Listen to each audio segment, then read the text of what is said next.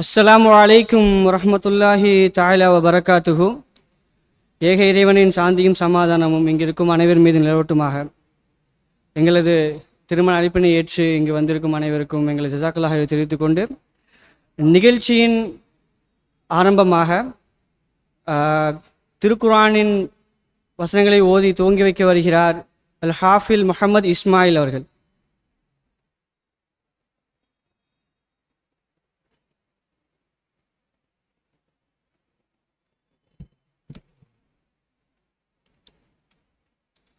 السلام عليكم ورحمة الله وبركاته. أعوذ بالله من الشيطان الرجيم. بسم الله الرحمن الرحيم. يا أيها الناس اتقوا ربكم الذي خلقكم من نفس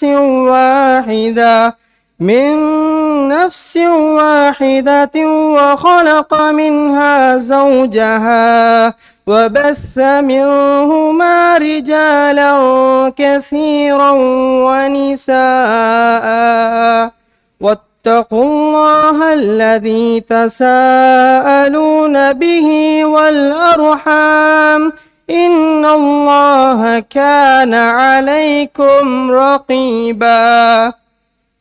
وآتوا اليتامى أموالهم ولا تتبدلوا الخبيث بالطيب ولا تأكلوا أموالهم إلى أموالكم إنه كان حوبا كبيرا. وإن خفتم ألا تقسطوا في اليتامى فانكحوا ما طاب لكم من النساء مثنى وثلاث ورباع فإن خفتم ألا تعدلوا فواحدة أو ما ملكت أيمانكم ذلك أدنى ألا تعولوا. صدق الله العظيم.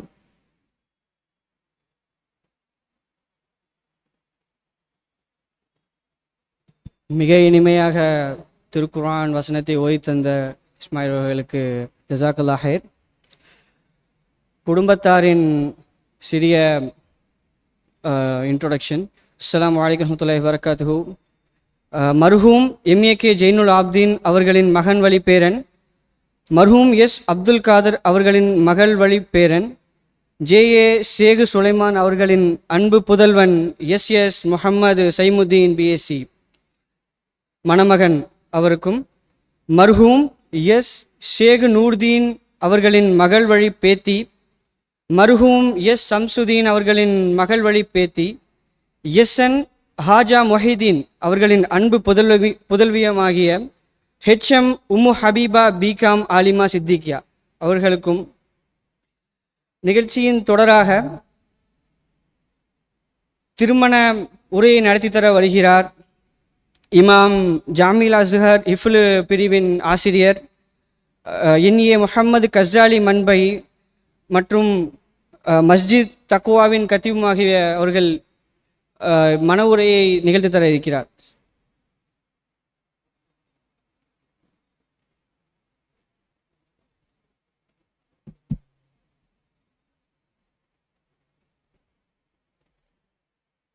அஸ்ஸலாமு அலைக்கும் வரஹ்மத்துல்லாஹி வபரகாத்து. கொஞ்சம் இடையில கேப் விடுறதுக்கு என்ன காரணம்னா, சலாமுக்கு என்ன பண்ணணும், ரியாக்ட் பண்ணணும். இங்கே கேப் விட்டேன், யாரும் பதில் சொல்கிற மாதிரி தெரியல. அதனால் திரும்பி இன்னொரு தடவை சலாம். அஸ்ஸலாமு அலைக்கும் வரஹ்மத்துல்லாஹி வபரகாத்து. இன்னும் கொஞ்சம் வால்யூமை கூட்டலாமே. الحمد لله رب العالمين والصلاة والسلام على سيد الأنبياء والمرسلين وعلى آله وأصحابه أجمعين ومن تبعهم بإحسان إلى يوم الدين. فقد قال الله تعالى في الكلامه العظيم والفرقان المجيد: أعوذ بالله من الشيطان الرجيم، بسم الله الرحمن الرحيم. فإن كرهتموهن فعسى أن تكرهوا شيئا ويجعل الله فيه خيرا كثيرا. அளவற்ற அருளாளனும் நிகரற்ற பேரன்புடையோனுமாகிய எல்லாம் வல்ல அல்லாஹுவின் திருப்பெயரால் துவங்குகிறேன். சலாத்தும் சலாமும் உயிருக்கு உயிரான, உயிரிலும் மேலான ரஹ்மத்துல்லில் ஆலமீன் அகிலத்தின் அருட்கொடை அன்னடம் பெருமானார் ஸல்லல்லாஹு அலைஹி வஸல்லம் அவர்களின் மீதும், நற்பாக்கியங்கள் நிறைந்த உம்மத்தினர் அனைவரின் மீதும், குறிப்பாக இந்த இனிய திருமண நிகழ்வுக்கு வருகை தந்து மணமக்களை மனதார வாழ்த்தியும் துஆவும் செய்து கொண்டிருக்கின்ற உங்கள் அனைவரின் மீதும் ஏக இறைவனின் சாந்தியும் சமாதானமும் உண்டாகட்டுமாக. இறை அருளால் இறை இல்லத்தில் நிகாஹ் என்னும் இனிய நிகழ்வு இனிதே நடைபெற்று கொண்டிருக்கிறது. அல்ஹம்துலில்லாஹ்.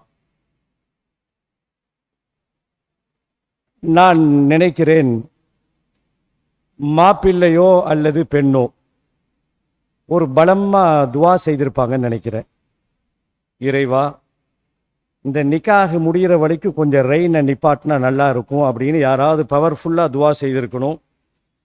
காரணம், நிக்காக துவங்குவதற்கு 1 மணி நேரம் 2 மணி நேரத்துக்கு முன்னாடி வரைக்கும் நிலை உங்களுக்கு தெரியும். எல்லாவும் அம்பர்லாவோட வந்திருக்கணும். யாருடைய பவர்ஃபுல் துவான்னு தெரியல. மாப்பிள்ளை முகத்தை பார்த்தால் அநேகமாக அவர் தான் துவா செய்திருப்பார் நினைக்கிறேன். அல்ஹம்துலில்லாஹ். நிக்காஹினுடைய உரை துவங்குவதற்கு முன்பாக வழக்கமாக சில கட்டளைகள் கூறுகின்ற வழக்கம் உண்டு. இது கட்டளைகள் என்று சொல்வதை விட அன்பு கட்டளைகள் என்று எடுத்துக்கொள்ளலாம். நம்பர் 1 கட்டளை, இங்கே நிகழ்த்தப்படுகின்ற இந்த திருமண உரை என்பது நமக்கு சம்பந்தமே இல்லாதது அப்படின்னு நினைத்து யாரும் தங்களுடைய சிந்தனைகளை வெளியிலே சிதறவிட வேண்டாம். இது இல்லறத்தை இனிதே துவங்க இருக்கின்ற மணமக்களுக்கும் மட்டுமான உரை மட்டுமல்ல.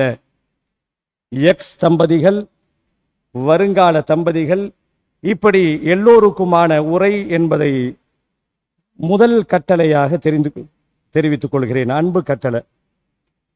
2வது அன்பு கட்டளை, இது வழக்கமாக நான் சொல்ற பழக்கம் உண்டு. இந்த திருமண நிகழ்வு ஒரு இனிய நிகழ்வு. இந்த இடத்தில் உட்கார்ந்திருப்பவர்கள் எப்படி உட்காரணும்? கொஞ்சமாவது ஸ்மைல் பண்ணி ஒரு புன்சிரிப்போடு இந்த இடத்துல இருக்கணும். தயவு கூர்ந்து உங்களிடத்திலிருந்து நான் எதிர்பார்ப்பது ஸ்மைல் ப்ளீஸ். ஏன்னா சில பேர்களை பார்க்குறோம், பல்லு ஆஸ்பத்திரியில் போய் பல்லு பிடுங்கிட்டு வந்த மாதிரியே சில இடத்துல உட்கார்ந்துருப்பாங்க. இங்கே இல்லை. இஸ்லாத்தை பொறுத்த வரைக்கும் புன்முறுவல் பூப்பது என்பது ஒரு இபாதத், அது ஒரு தர்மம் என்று மார்க்கம் சொல்லிய காரணத்தினால 2வது அன்பு கட்டளை, கொஞ்சம் ஸ்மைல், புன்சிரிப்போடு இந்த சபையிலே அமருமாறு எதிர்பார்க்கிறேன். கூடுதலாக மாப்பிள்ளை கிட்ட இருந்து கொஞ்சம் கூடுதலாக சிரிப்பை எதிர்பார்க்கிறேன். அல்ஹம்துலில்லாஹ். திருமண உரை அப்படி என்னத்தை சொல்ல போற சிலர்கள் நினைக்கலாம். குறிப்பாக முன்னாடியில் அமர்ந்திருக்கக்கூடிய யூத்துகள் நினைக்கலாம். நாங்கள் யூத்துகள் என்பதை நாற்காலியை நாடாமர் அவர்கள் நிரூபித்துக் கொண்டிருக்கிறார்கள். எங்களுக்கு சேர்லாம் தேவையில்லை, நாங்கள் யூத்துகள்.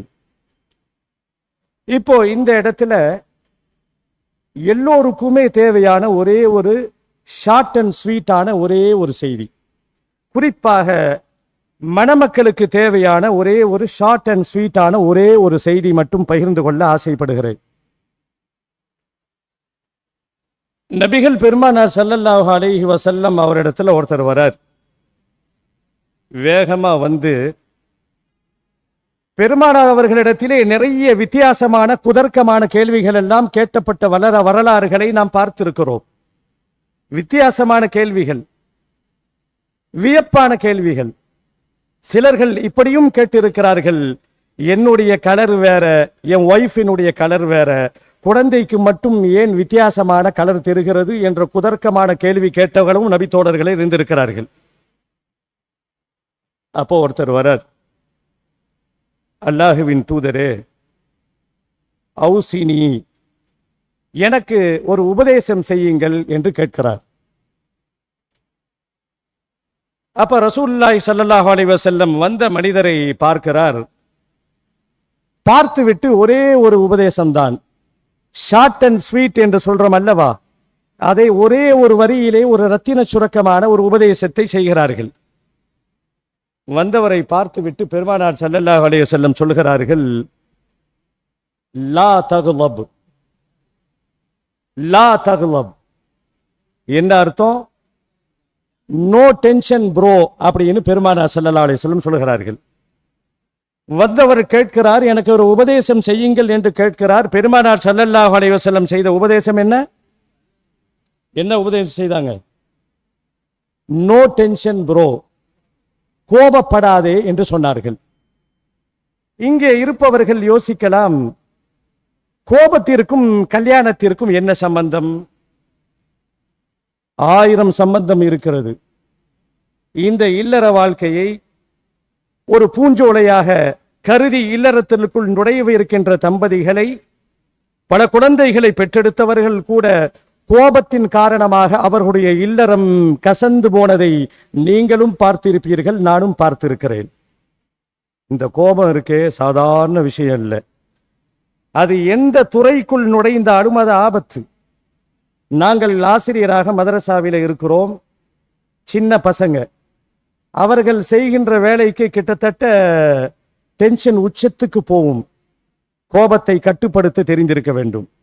இந்த கோபம் எந்த துறைக்குள் நுழைந்தாலும் அந்த துறையை நாசாவாக்கிவிடும், குறிப்பாக இல்லறத்தை. கடந்த கால பலர்களுடைய வாழ்க்கையை எடுத்துக்கொண்டால், மனமொத்த தம்பதிகளாக மேட் ஃபார் ஈச் அனதர் என்று சொல்லுவோம் அல்லவா, அப்படிப்பட்ட வாழ்க்கையை வாழ தொடங்கியவர்கள் நாளடைவிலே குழந்தைகள் பெற்றெடுத்த பிறகும் கூட சில டென்ஷனின் காரணமாக, சில கோபத்தின் காரணமாக, வார்த்தைகள் உதித்த காரணத்தினால் ஒரு பக்கம் பிரிந்து இருப்பதை இன்றைக்கும் பார்க்கிறோம். கோபம் மன அழுத்தத்தை உண்டு பண்ணி இரத்த அழுத்தத்தை கூட்டி உடம்பை மட்டும் நாசமாக்குவதில்லை, நம் வாழ்க்கையை, நம் கெரியரை நாசமாக்கி விடுகிறது. குறிப்பாக இல்லறத்திலே இருப்பவர்களுக்கு இந்த கோபம் அறவே இருக்கக்கூடாது. ஒரு அழகான உதாரணம் சொல்லணும்னா, தேன் இனிமையானது, மதுரமானது. இந்த தேனினுடைய சுவையை ஒரு விஷயம் கெடுத்துவிடும். இந்த கற்றாழைன்னு ஒன்று இருக்கும். அந்த கற்றாழையை தேனுக்குள் நீங்கள் முக்கி எடுத்தால் தேனினுடைய சுவை மாறும். அதே போல அன்பு உறவுகளே, நீங்கள் இல்லறத்தை தொடங்கி குழந்தைகள் பெற்ற தம்பதிகளாக இருக்கலாம். இப்பொழுது நிகழ்காலத்தில் இன்றைக்கிருந்து தம்பதியாக வாழப்போகின்ற மணமக்களாக இருக்கட்டும், எந்த காரணத்திலும் எந்த நிலையிலும் கோபத்தை மட்டும் நீங்கள் கையில் எடுத்துக் கொள்ளாதீர்கள், அது ஆபத்தானது. ஒரு அழகான தம்பதி, இன்றைக்கு திருமண நாள். கிட்டத்தட்ட எல்லோருமே மாப்பிள்ளை பெண்ணும் இன்றைக்கு ஒரு கனவுலகிலே சிறகத்தி பறக்கக்கூடிய ஒரு நாள்.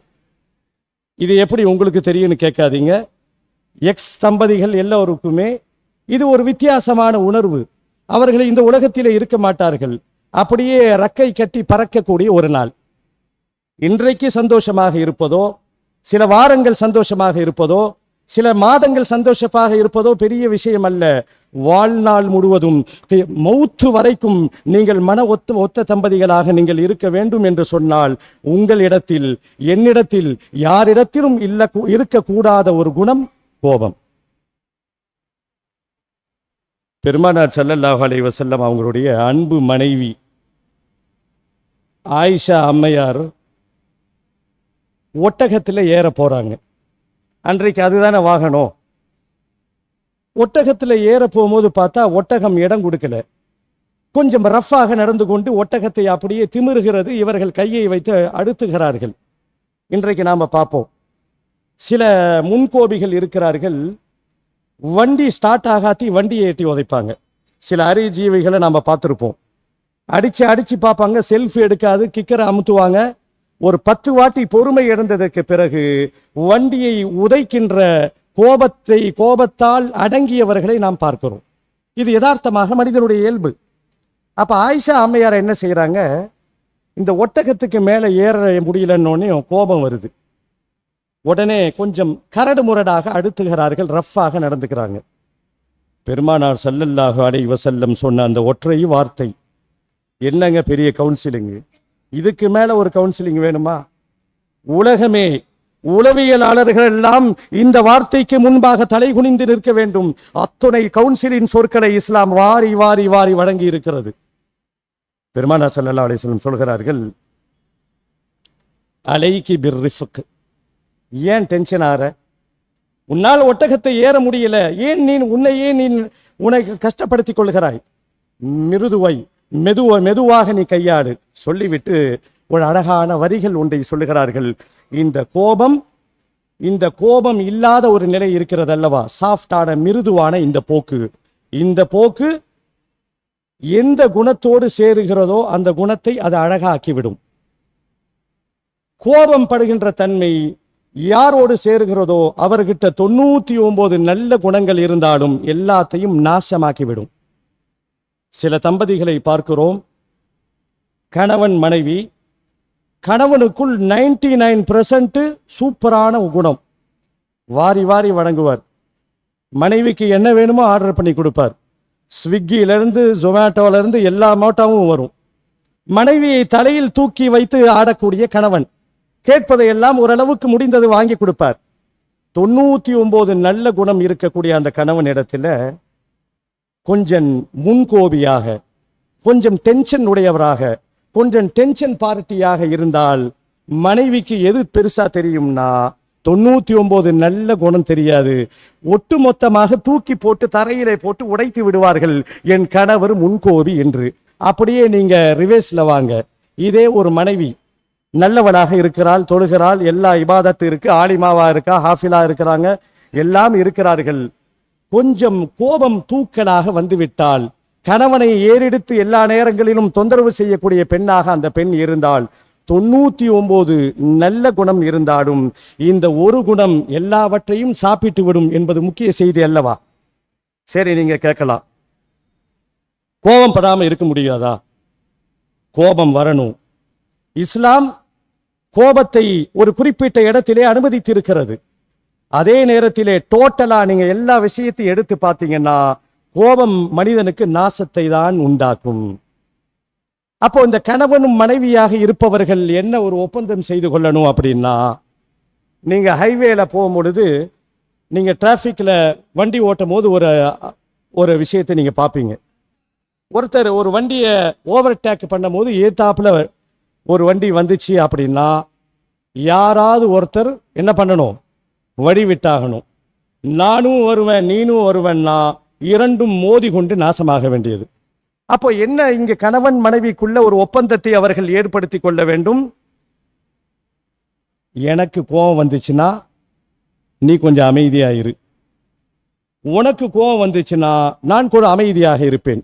குறிப்பாக தாய்மார்களை பொறுத்த வரைக்கும் கோபத்தை காட்டுவதற்கு நிறைய வழி இருக்கு. ஆம்பளைங்களுக்கு அந்த வழி இல்லை. தாய்மார்கள் எப்படியெல்லாம் கோபத்தை காட்டுவார்கள்? திடீர்னு பார்த்தீங்கன்னா சமையலறையில் இடி இடிக்கிற சவுண்டு கேட்கும், மேலிருந்து குக்கர் கீழே விழும், அப்படியே தோசை கட்டி சரண்டி பறக்கும். அப்ப நான் தெரிஞ்சுக்கணும் அம்மையார் கோபமாக இருக்கிறார்கள் என்று. இதெல்லாம் இல்லறத்திற்கு தேவை. அதே மாதிரி மனைவி கோபமா இருந்தால் நிறைய ரியாக்ட் நடக்கும். உதாரணமாக என் வாழ்க்கையில் எடுத்துக்கொண்டால், கோபமா இருக்கும் பொழுது ஆம்பலெட் போட சொன்னா ஆம்பலெட்ல வெங்காயத்தை விட முட்டை ஓடு தான் நிறைய இருக்கும். அவர்கள் கோபத்தை வெளிப்படுத்துவதற்கு பல வகையில் வெளிப்படுத்துவாங்க. நாம் ஒன்று அதை ரியாக்ட் பண்ணும் போது அதை கொஞ்சம் நிதானமாக அப்படி தனித்து அப்படியே கனிவா அந்த நேரத்தில் விட்டு கொடுத்து இப்படித்தான் நாம் வாழ்ந்தால் இல்லறம் இனிக்க ஆரம்பித்து விடும். இந்த ஒரு உபதேசம் மட்டும் போதும் என்று நினைக்கிறேன். இது ஒன்று மட்டும் வாழ்க்கையில் இருந்துட்டா போதும். கணவன் மனைவிக்குள் இருக்கக்கூடாத ஒரு குணம், ஒரு துர்குணம், என்ன குணம் உங்ககிட்ட இருந்தாலும், நீ 1000 தான் வணக்கசாலியாக இருந்தாலும், உன்னிடத்திலே கோபம் மிகைத்து விட்டால், நீ முன்கோபியாக இருந்தால், நீ வார்த்தையை எடுத்தெறிந்து பேசுபவனாக இருந்தால், இல்லறத்தை அது கசக்க வைத்து விடும் என்பது இன்றைக்கு இல்லறத்திலே அடியெடுத்து வைக்கக்கூடிய மணமக்களுக்கான செய்தி மட்டுமல்ல, வருங்கால மாப்பிள்ளைக்கான செய்திகள், கடந்த கால எக்ஸ் மாப்பிள்ளைக்கான செய்திகள் என்பதை புரிந்து கொள்வோம். இப்போ இன்னும் கொஞ்சம் நேரம் பேசினா என்ன நடக்கும்னா, மாப்பிள்ளை டென்ஷன் ஆயிடுவார். போதும். அப்போ இது ஒரு தேவையான ஒரு நசீகத்தாக இந்த நேரத்திலே நான் பதிவு செய்து கொள்கிறேன். எல்லாம் வல்ல அல்லாஹ் இந்த தம்பதிகளை மன ஒத்த தம்பதிகளாக எல்லா வளமும் நலமும் பெற்று வாழ்வாங்கு வாழ்ந்து நல்ல சந்ததிகளை இந்த சமுதாயத்திற்கு பெற்றுத்தரக்கூடிய தம்பதிகளாக வாழ்வதற்கு நாம் அனைவரும் மனதார பிரார்த்தனை செய்வோம். அது மட்டுமல்ல, இஸ்லாம் கற்றுக் கொடுத்த ஒரு அழகான துவாவை எல்லோரும் கொஞ்சம் சிரித்த முகத்தோடு மாப்பிள்ளை பார்த்து சொன்னால் நன்றாக இருக்கும். பாரக்கல்லாஹு லக. சிரிப்பு குறைவா இருக்கு. பாரக்கல்லாஹு லக பாரக அலைக வஜமா பைனகுமா ஃபீ கைர். இறைவா, மாப்பிள்ளையினுடைய வாழ்க்கையில் நீ பரக்கத் செய்வாயாக. அவ்விருவரையும் திரும்பி சொல்லுங்க, அந்த அரபியினுடைய அர்த்தம், அவ்விருவரையும் நல்ல விஷயங்களில் ஒன்று சேர்ப்பாயாக என்ற பிரார்த்தனையை மனதார துவா செய்கிறோம். எல்லாம் வல்ல அல்லாஹ் நம் அனைவரையும் நலவில் ஒன்றிணைப்பானாக.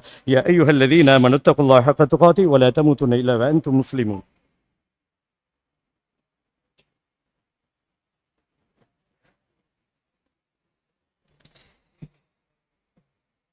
திருமண தம்பதிகளுக்கும் மற்றும் இங்கிருக்கும் அனைவருக்கும் மிகச் சிறப்பாக மற்றும் மிக எளிய முறையில் திருமண உரையாற்றிய கத்தீப் கசாலி மன்பை அவர்களுக்கு இரு மணவீட்டாரின் சார்பாக மிகுந்த நன்றியை தெரிவித்துக் கொள்கிறோம். ஜசாக்குமுல்லா ஹைர். நிகழ்ச்சியின் தொடராக ஈஜாப் கபூல் எனும் மன வாழ்க்கை ஒப்பந்தம் நடத்தி வைக்கிறார் மணமகளின் தந்தை எஸ்என் ஹாஜா முஹைதீன் அவர்கள்.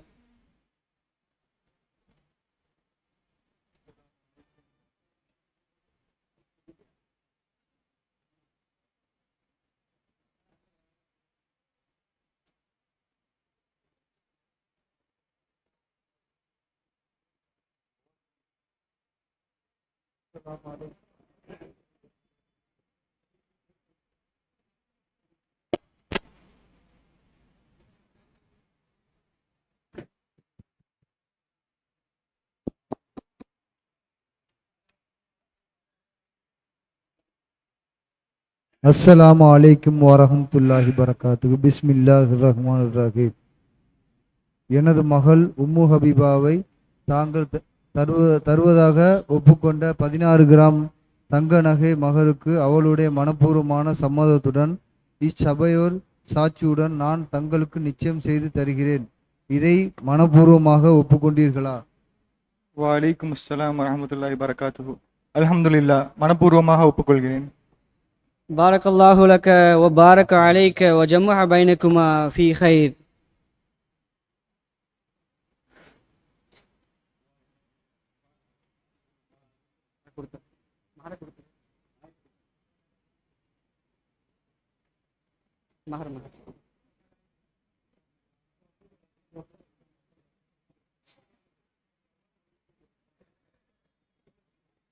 நிகழ்ச்சியின் தொடராக மணமகளுடைய மகரை அவரது தந்தையிடம் ஒப்படைக்கும் நிகழ்வு.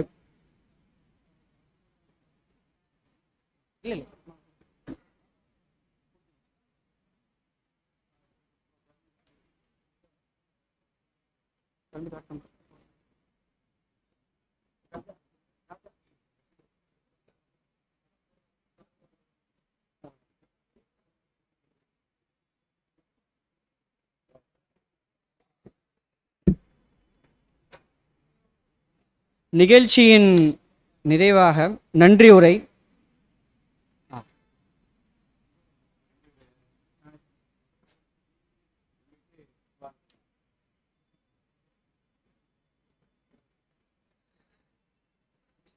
அஸ்ஸலாமு அலைக்கும் வரஹ்மத்துல்லாஹி தஆலா வபரகாத்துஹு. இந்த அழகிய திருமண நிகழ்வு இனிதே நடந்தேற உதவிய அல்லாஹுக்கு முதற்க நன்றிகள். அல்ஹம்துலில்லாஹ். இந்த மணமக்களை வாழ்த்தி துஆ செய்வதற்காக உள்ளூர் வெளியூர்களிலிருந்து வருகை தந்திருக்கும் மணமக்களின் உறவினர்கள், நண்பர்கள், அன்பர்கள் அனைவருக்கும் நெஞ்சார்ந்த நன்றிவினை தெரிவித்துக் கொள்கிறோம்.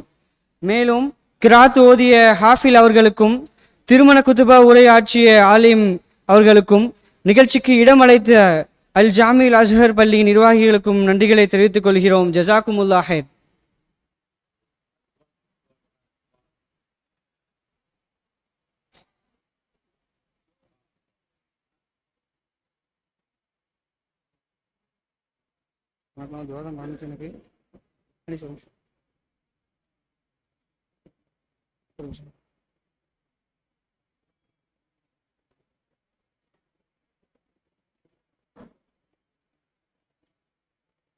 சுப்ஹானக அல்லாஹும்ம வபிஹம்திக அஷ்ஹது அல்லா இலாஹ இல்லா அன்த அஸ்தக்ஃபிருக வ அத்தூபு இலைக்.